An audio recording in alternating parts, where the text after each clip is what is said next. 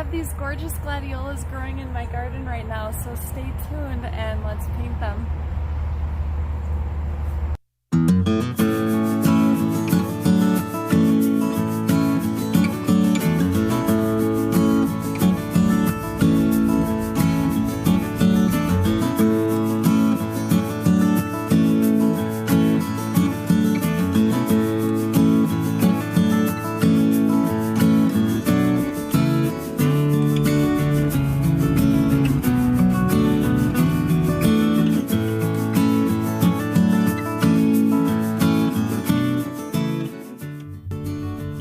I started this painting as a watercolor, and I'll pop my reference photo I took just before I started painting on the screen so you can follow along. I am painting outside on my patio, and I'm realizing that the high humidity is affecting my painting.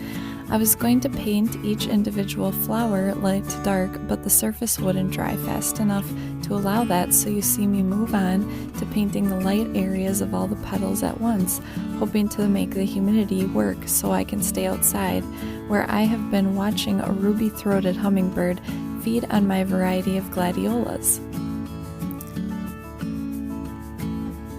The painting surface just won't cooperate in this humidity, so I decided to move indoors to try to save the painting. I decided to switch gears and switch from watercolor to gouache paint. Gouache is similar to watercolor but less delicate and is opaque, so I can cover up the watercolor underpainting no problem. This is my plan to save this sketchbook page. Gouache painting works best for me when I paint dark to light, the opposite of watercolor. I redo the painting by finding the darkest color on the flower stalk and placing it everywhere I see on my painting. I apologize for the glare on the wet paint at the top of the painting. This is my second YouTube video and I just learned a valuable lighting lesson.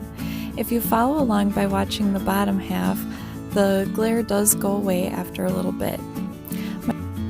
My best advice on using gouache, and I use this in my oil paintings as well, is to squint your eyes and look at what you're painting so you see dark, medium, and light shapes. Mix the darkest color you see, then place those abstract shapes on your page everywhere you see them. Then go on to the next darkest color and do the same thing until you are making your final abstract shapes with your lightest color. It looks awful in the beginning, but at the end, if you stand back and look at your painting, the image appears before your eyes, and it is so exciting to experience that. Rembrandt said that paintings are for looking, not for smelling, meaning you get the full impact at a slight distance from the painting. Painting in this way will bring it to life when you step back to reveal what you've created. This painting is such a good example of this because in the beginning, it's just random shapes, then towards the end, flower petals start to emerge.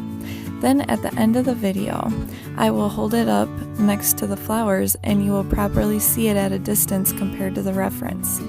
Now that I'm satisfied that the flowers have a three-dimensional form with light, medium, and dark areas, I'm going around to add the lightest highlights in a very pale yellow.